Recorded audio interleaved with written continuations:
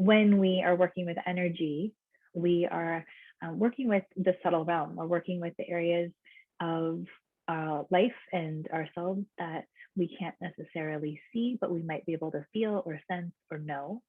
And when we begin to take a look at what's going on energetically, oftentimes we can actually tap into things that are present or impacting us that no matter how many actions we take would not support that shift, because it's actually about something that we're holding within our own system, within our field, or within some other aspect of ourselves. So one of the things that we're going to chat about today is how and why we can work with the land to support this creation, whatever it is that you're bringing forward in your business, to come forward on a larger scale and with more ease by working with the land. So I know that you all are working with the land already. And what I want to do, I know that some of you are also deeply working with the land in a way where it is like a partnership. And what I want to do is invite you into this deeper connection with the actual resource that is really fundamental in this experience with what it is that you're creating. So being in the real estate industry, we can look at things like you're working with people, you're working with homes, and you're working with the land. And all of this connects into the land. So yes, like an individual home sits on a piece of land, or people may be purchasing or investing in land itself. When we begin to look at ourselves as stewards of the land, partnering with the land, there's another level of relationship that's available for us in how we get to create in service to the land and to what it is that you personally are wanting to create and experience, and that meets your clients and the homes and all of the other aspects of what it is that you're focused on. The land is our greatest resource, right? It is the thing that we cannot create more of. And it is deeply wise. It holds so much wisdom and information and support. So one of my teachers says that the earth knows what each ant is doing, where each ant is at all times.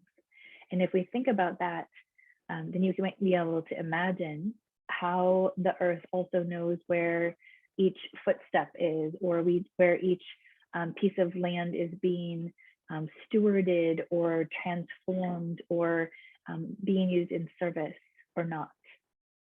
So one of the pieces that's present here as we are working with the land and starting to begin to turn towards it in perhaps a different way, and maybe not, maybe this is all very familiar in the way that you're already approaching things.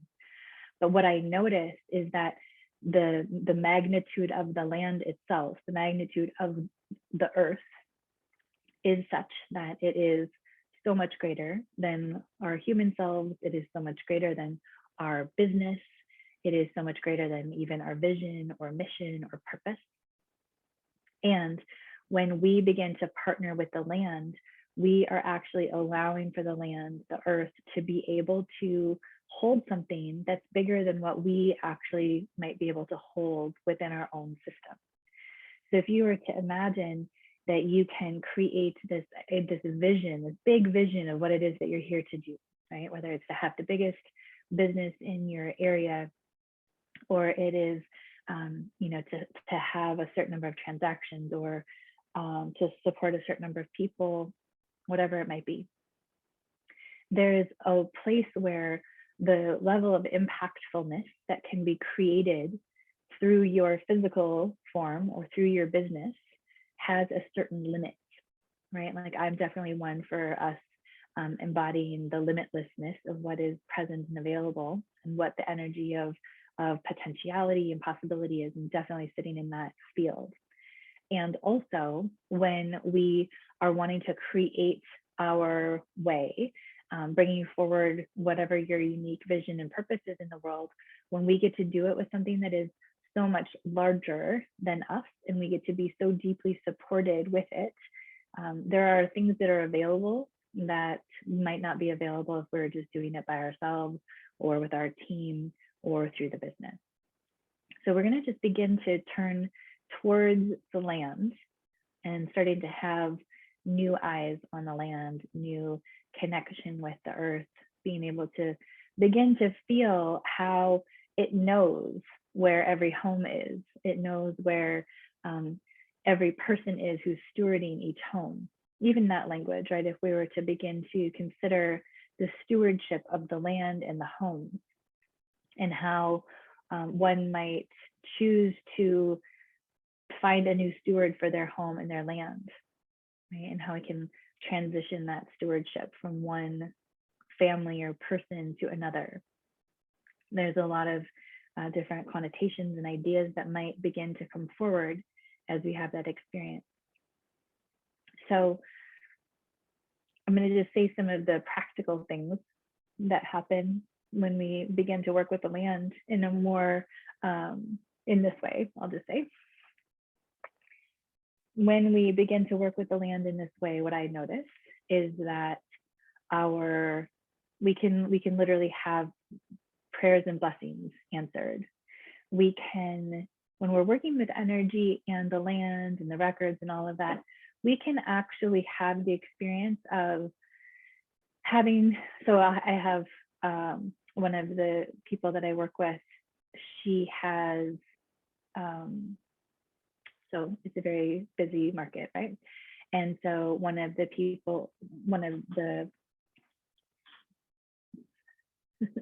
sorry.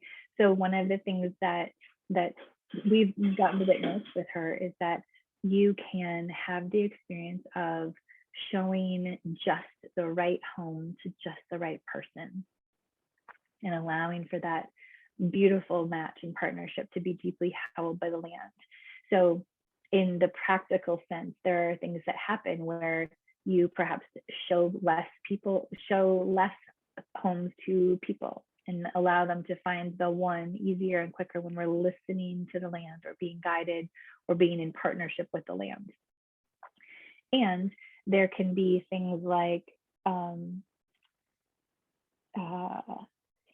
asking for exactly the right person to come forward who is the right person for this home and having them show themselves.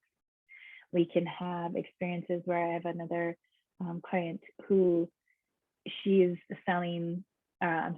renting properties without having to even put them anywhere, right? And this is not just about this market, this is even before, right? So the idea is not about what's in it for me, right? In terms of like, oh, if I work with the land, then I can sell more faster. That is one of the things that happens. But the underlying principle is that when we partner with the land, we are doing it in a way where we are working in the energy of service to the land and to all that is connected to the land, all of the people, all of life. So I'm just taking a breath into that, and I'll just check in and see what is happening over here on. Yeah, so if you're with me and you're willing to say hello, go ahead and do that. Or if you've got any questions that are coming forward, go ahead and put them in the comments or the chat. Okay, so we've chatted a little bit about why we work with the land. I'm going to say one other piece about that from a, so there's a way where the land, if we were looking at this from a mythology perspective, the land is the treasure. The land holds the treasure and the land is the treasure. And when we try to steal the treasure, we get burned by the dragon. And so oftentimes when we're operating in a way with the land or with business that is not in alignment, people can get burned out. They can be exhausted, their boundaries can get mushy, they can really have this experience of where is the beginning and the end of me, and do people see me, hear me, know me, and what are we doing here? And getting burned by the land can look like a whole bunch of different things, or getting burned out by this experience of trying to take from as opposed to partner with. So I don't like coming from a place of punitive, like punishment. That's not how I roll. And also, I think that idea of the relationship of the dragon and the treasure and the land and how people interact with it is just a really beautiful example of a way that we can start to consider what else is available and possible. Okay, so how do we work with the land? So we chatted a little bit about why. So let me know if there's any other things that are feeling present around the why. And let me just see if there's anything else that's wanting to be named with that as well. Yeah. So the one thing I'm going to just say is there can be, let me just see. We can have this experience of the ideas, the mind, the thoughts, that that's going to take too long, it's too much work, that I don't have time for that, I hardly have time for what I'm already doing. And that all may be true. And also, what happens when we start to work with the land, with the energy, with the cosmos, all of it, we actually are starting to shift away a lot of the things that are busyness and taking up time and space and energy that doesn't actually serve. And we're replacing it, or we're kind of doubling down on the energies that deeply serve. So if you were to imagine being able to wash away everything from your calendar or everything from your daily activities that does not serve, it doesn't serve you or the land or your clients or your family, your purpose. If we were able to just wash all of that away from your calendar or from your day, and you were replacing it or only doing activities that were deeply in service to your vision, to the land, to your family, however you want to look at that, there's your energy and your activities would shift, and also your orientation to those activities would shift, right? So if you feel like, oh, I'm going to go run around and show 5 more or 15 more to someone, and it feels exhausting and draining to your system, and it doesn't feel like it's in service, then you're going to have a different experience of it, and it will have a different impact within your body, within your mind, your emotions, and your energy body. When we're orienting our system to have an experience of things that are in alignment with service, things are going to feel more fulfilling, more meaningful, more purposeful. And so then we get filled up by that. We get nourished, nurtured, fulfilled. We get to experience more meaning. And those things are all filling back up our tank instead of depleting it. So really orienting to where we get to have an experience of the richness of the resources that are available for us, and the richness of the resources that are inherent in the work that's actually already being done. So the richness of the land, the depth of the wisdom. I don't know if anyone saw the video. What was the movie? It's the mycelium movie. I can't think of it now, I'm blanking. But there's this beautiful movie that shows all about mushrooms, and the mushrooms are connected to the mycelial network, which lives beneath the land. And I think it's with every footstep that we take, we're actually impacting like 200, and I'm not good with the very specific details recalling them. I have 3 children, my brain. Anyhow, there is a very large amount of space that it then expands to. So one footstep, I think it might be 200 miles, it might be 200 feet, but I could be totally somewhere in that range. But the point is that with every footstep, there's a tremendous magnitude of impact that takes place within the amount of the land that we're actually connecting to. So we get to start to begin to connect in with the idea that the field, that network that's actually running through the land, is also mirroring the field that we can't always see that's taking place within us and around us. And so when we start to really purposely and consciously work with that, we get to have this really beautiful experience of being able to connect in and work with things that are outside of just do more and work harder.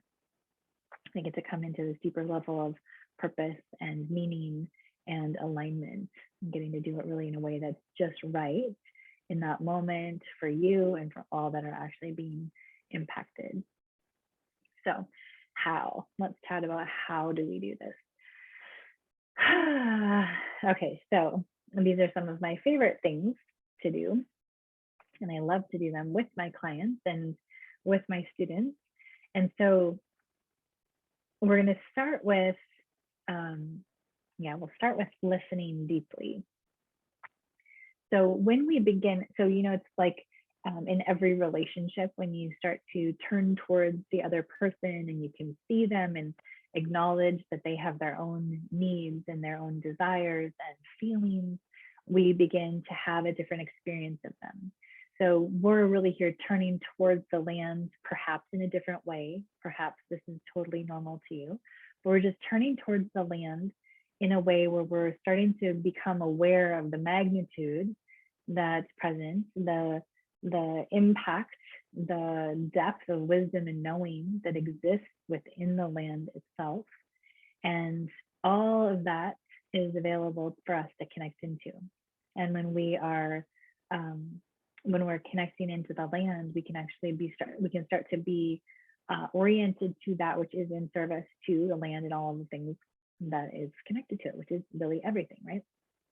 So we're beginning to turn towards the land, and deeply listening to the land is the place that I'll start with, how we can begin to partner more deeply with the land in order to grow and support your big vision that you're here to bring forward. So what does it mean to be deeply listening?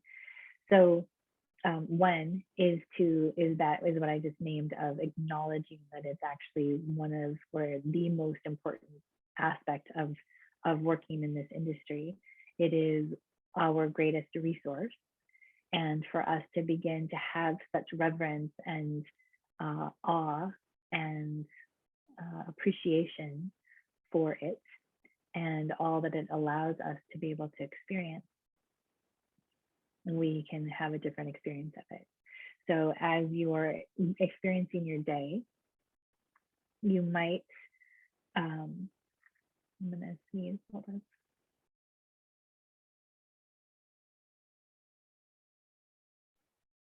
Okay, excuse me, sorry. So one of the things that we can do is ask permission. So we can, when you're going to look at a home with people, or you're even looking on the computer at where to go, you can ask for permission from the land to show you what is it that will be in the deepest level of service for you, for your client, for whatever it might be, right? What is it that's in the deepest level of alignment and service? Beginning to work with permission, when you go to meet someone in their home, you can ask in your mind or out loud for permission to be in service to this land, right? So it's really, yes, you're working with the people, but would you be willing to also turn your attention and your energy towards the home and the land where it sits, and asking for its permission to bring forward the next stewards of this land and this home. And yeah, so permission is one of the ways that we can begin to listen deeply. So we ask permission, and then we get to receive whatever it is that comes forward from that permission. So it could be an idea, a thought, something magical showing itself along your path, like, oh my gosh, these are the absolute perfect people to be the stewards of this home that we are looking to transition, right? so there are all kinds of, we're starting to enter into this field where we get to have these experiences of magic, which, I love to live in the energy of magic and what is available and possible, and not from a make-believe perspective, but from a, like, this is real, this is real perspective. So this is one of the ways that we can begin to start to listen deeply, is through permission. Another one is just choosing to be in partnership with, right? So if we are just like la la la, pretending like the land is just a thing that, the houses sit on, and it's like not actually even a thing that we have to consider or interact with, that's a whole different experience than if we are partnering with the land in a way where we're acknowledging its role and its participation and its all of the parts, the service, the wisdom. So again, consciously choosing to partner with the land is another way. Making offerings is another. So this can be really simple and can be very elaborate. It can be as simple as offering some water or tea into the land and sharing a blessing. It can be all kinds of things, placing a flower. It could be, all kinds of things. But making an offering is something that's very common in many cultures, of really being in that kind of communion with land and making offerings to the land as appreciation, offering gratitude, in partnership, calling upon support from the land. And then the last one that I'll share is doing ceremony with the land. And so doing ceremony with the land is so very beautiful and powerful, and really calls in some very potent medicine and magic, and allows us to have this amazing experience of just how deeply held and supported we are in what it is that we're creating.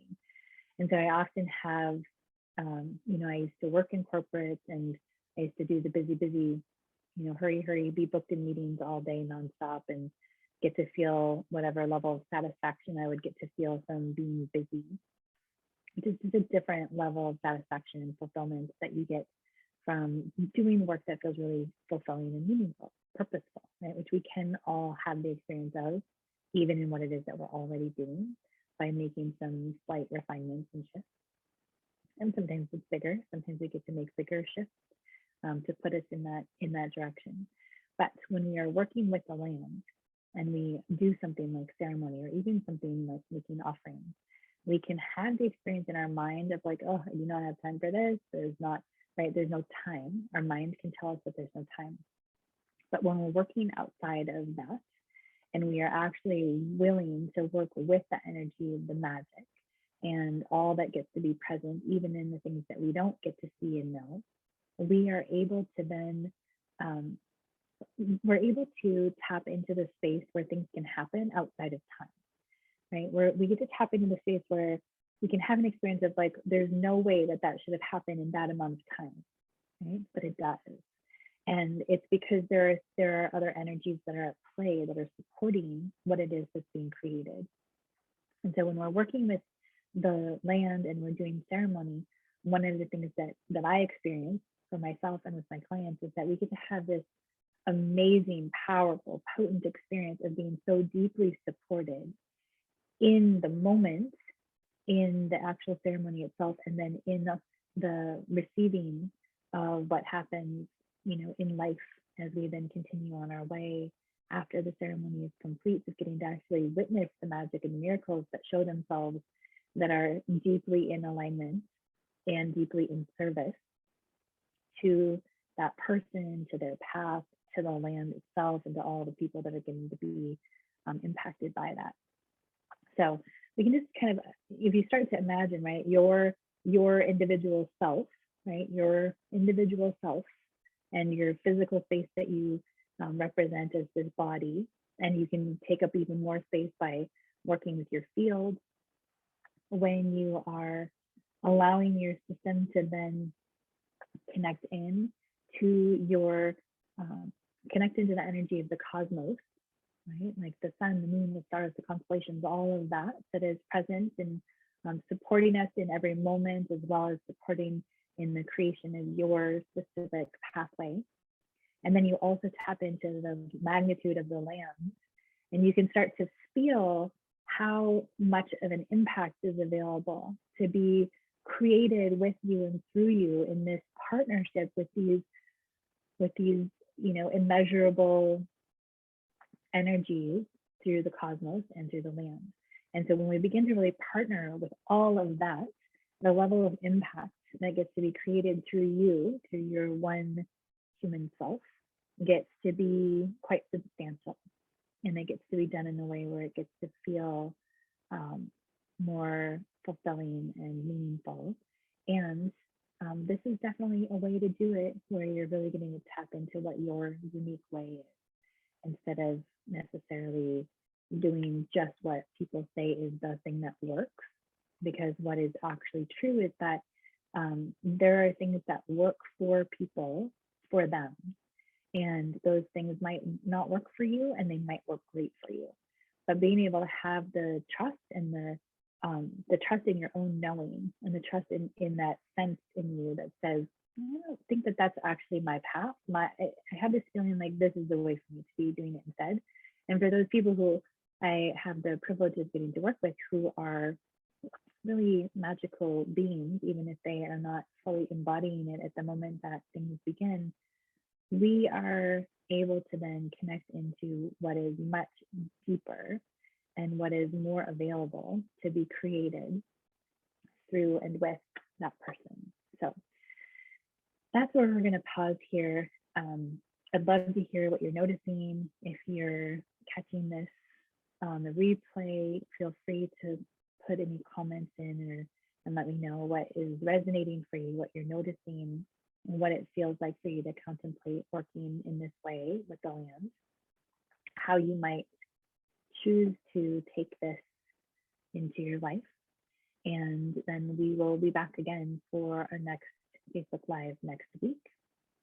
And if you are wanting to have some support to bring whatever it is that you're here to create into the world on your own terms, and you like to work with speed, and you like to work with things outside of time, or you're open to it, tapping into your magic to the next level, I invite you to send me a note. You can PM me here on Facebook, or you can send me an email at Arya, ARRIYA, at co-creatorship.com, co-creatorship.com. So I love to play with you in whatever way is feeling called. And if you want to chat and explore, then feel free to reach out. And we will see you back again next week. Enjoy.